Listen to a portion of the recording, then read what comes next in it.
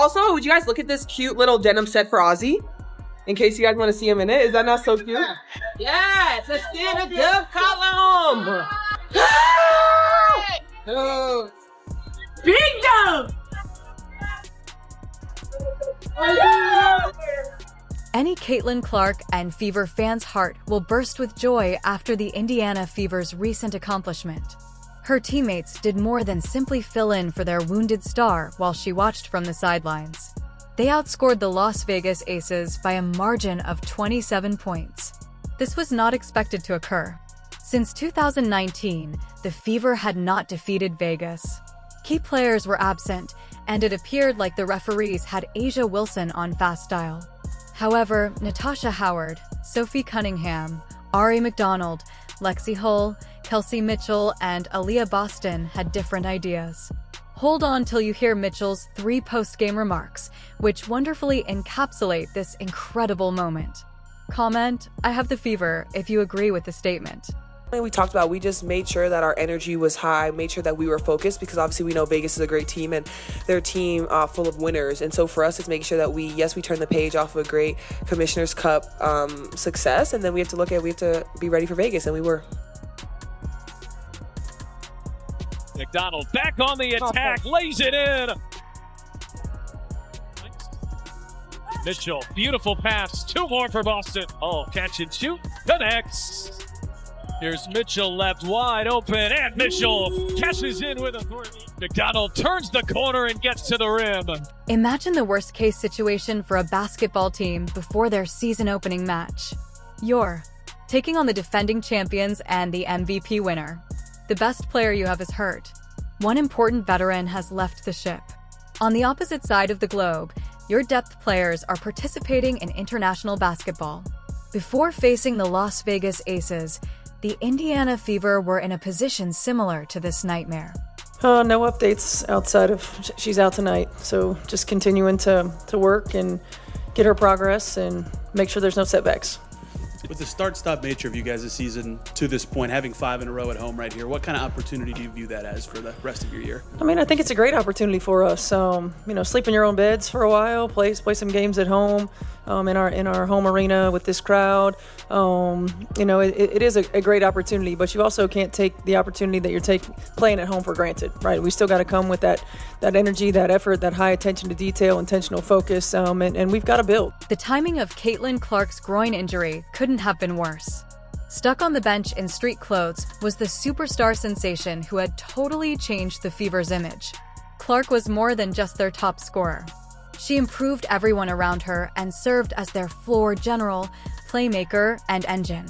In the absence of her lightning-fast speed and court vision, the Fever had to entirely rethink their basketball strategy. The squad that had prospered on quick breaks and three-point shooting appeared to be struggling to define their new identity.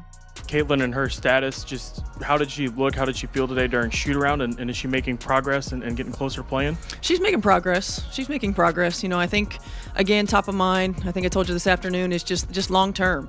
Making sure that we don't have any setbacks. Making progress and feeling good are 2 different things, and we want to make sure that she feels good. We want to make sure that she's confident. We want to make sure that we're not putting her in a position to have any setbacks, and that's the priority right now. That's not all, though. Just when the squad needed experienced leadership, Dana Bonner made the decision to leave. That's awful timing. As her teammates were getting ready for their most important games of the season, Bonner left them. They were already lacking in seasoned players, but losing another veteran had them rushing to make squad changes and fill voids. Dairis Dantas, who was playing for Brazil in the FIA America, took away vital front court depth at a time when they were in dire need of players. Interested in hearing how you feel about beating Las Vegas. You've been through a lot of them. Yeah, I was reminding the team, I was like, it's been since 2000-something since I've been here. But on the bright side is that, organizations go through certain things. There's lows in every part of life, and I think for us in the Fever, it was our time. This is when things start to get interesting. The Fever were facing more than just their own issues. They were going to go on the reigning MVP, A'ja Wilson, who was having yet another outstanding season. For many years, Wilson and the Aces were the WNBA's gold standard. This was no ordinary foe. Since 2019, this team had defeated Indiana in each and every meeting. Las Vegas has lost 5 years in a row. Everyone was aware that the Aces had owned the Fever.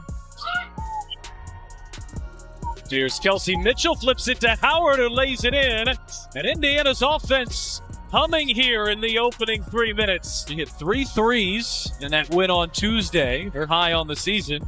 Mitchell, shifty, gets to the rim.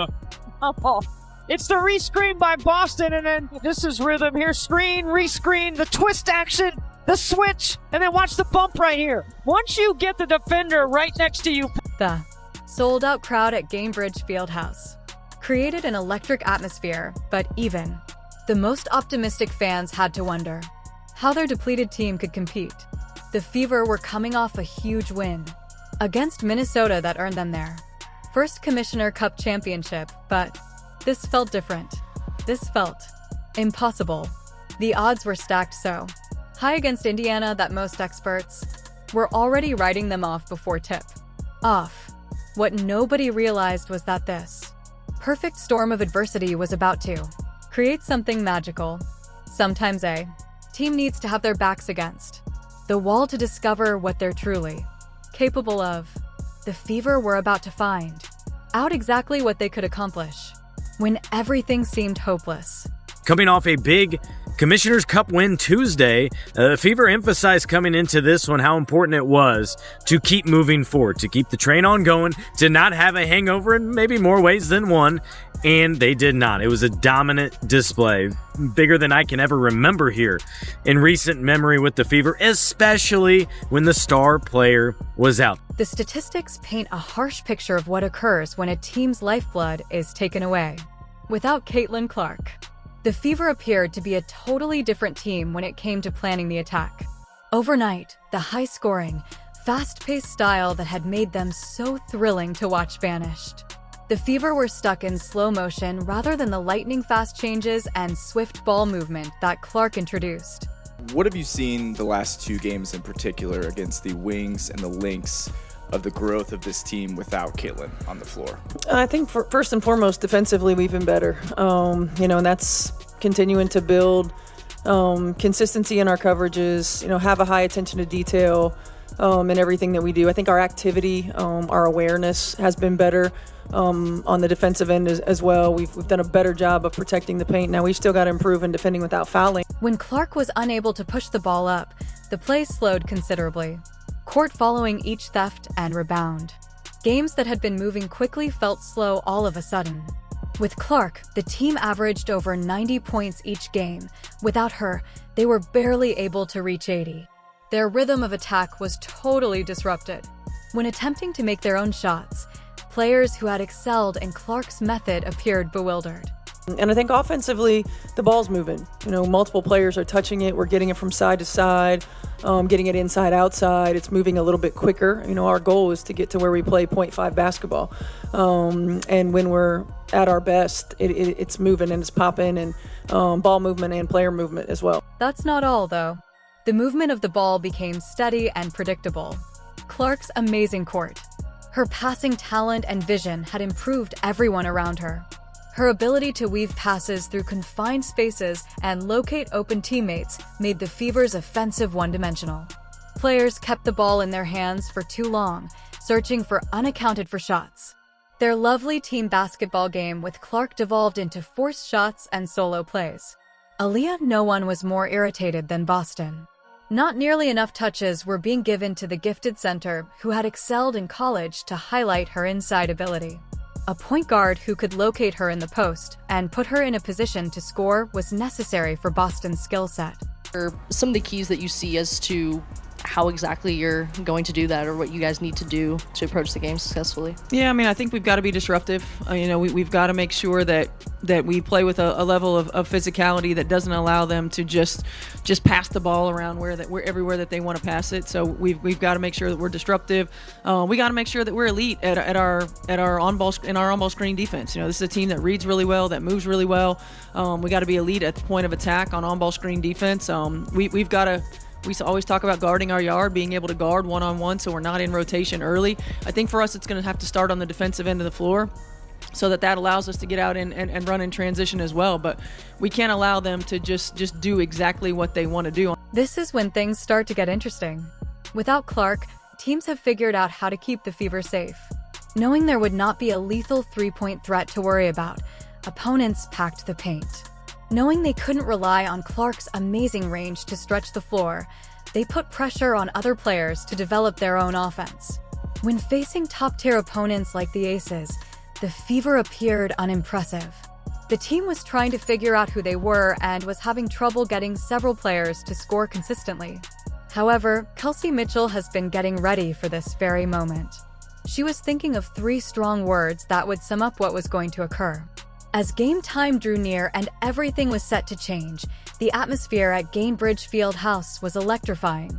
Never trailed. They got up as many as 27 points in this one. They kept their pedal down, which is important given what we've seen this season, en route to an 81-54 win. Complete dominance. They pummeled this Las Vegas Aces team. It was a 27-point win, and it wasn't even close after the first quarter. Once again, the Fever owned that second quarter in a big way. They outscored the Aces 25-10, which allowed them to go into halftime on top by 22. The subsequent performance will be remembered as one of the most spectacular in the history of the Fever franchise. You could sense a change in the atmosphere at Gainbridge Fieldhouse from the first tip. Everyone was taken aback by the force with which the Fever emerged. This was a different squad than the one that had been having trouble without its best player. These athletes appeared focused and prepared to make an impression. In the backcourt, they get it into Evans. You don't often see that by a team up by 18, and it pays off. The defensive pressure started right away and didn't stop. Every time she changed anything, Indiana doubled A'ja Wilson, made uncomfortable strokes with the Aces after touching the ball. With their hands on every pass and their ability to make Las Vegas work for every possession, the Fever was flying all over the court. On defense, players who had appeared lost on offense suddenly discovered their calling. The crowd sensed that something unique was happening, and the enthusiasm was infectious. Let's go! Let's go! Great job! Great job! Look, we held them to 26% from the floor. Nice! Got a couple of milestones. AB, 5th Fever all-time career rebound. Wow! Thank you. And then Kels, 700th career assist. Thanks for making me look good, ladies. Thanks for making me look good. Thank you, I appreciate it. Tosh, 52nd career double-double. This is where things become fascinating, though. The officials appeared committed to allowing A'ja Wilson to continue playing with some dubious calls. The Fever supporters were jeering as Wilson received the celebrity treatment in the form of soft fouls and phantom calls. The whistle would blow in Wilson's favor each time Indiana gained momentum. The current MVP was obviously receiving special treatment from the referees, but the Fever weren't deterred. I hope that you sense, you see, and you feel when we play that kind of defense, the difference that it makes. Defense travels, defense wins games, defense wins championships. We were great on the boards as well. Continue to buy into that elite level defense consistently, every day. That is our standard. That is our standard. Let's get out there, 1, 2, 3, together! Kelsey Mitchell was up to something else. She nailed a three-point shot and came out looking blazing hot. Defenders wrapped all over her after the shot. Mitchell did more than just score goals. Every time the Aces attempted to run, she was making critical shots that continued to widen the margin. You could see that her teammates were energized by her contagious confidence. Mitchell had the appearance of a player who had spent her whole career anticipating this moment. Here's Kelsey Mitchell, flips it to Howard, who lays it in. And Indiana's offense humming here in the opening 3 minutes. She hit 3 threes in that win on Tuesday. They're high on the season. Mitchell, shifty, gets to the rim. Oh, It's the rescreen by Boston, and then this is rhythm here. Screen, rescreen, the twist action, the switch, and then watch the bump right here. Once you get the defender right next to you, Pat. That's Boston's 5th rebound here tonight. He is 6th in the league on the glass coming into the night. Mitchell, beautiful pass. 2 more for Boston. Watch this right here. Just the pitch back, the ball screen, the shake up, throw over the top. So it's an 8-1 run to start the 3rd quarter here for Las Vegas. Bounce pass inside. Mitchell lays it in. Pretty finish. What a finish. The touches that Aliyah Boston had been longing for throughout the season were finally given to her. With improved, Boston dominated inside with ball movement and teammates searching for her in the post. She was outscoring Wilson, pulling down rebounds, and displaying the ferocity that made her so dominant in college. When given the opportunity to play her natural game, Boston appeared to be the player everyone knew she could be.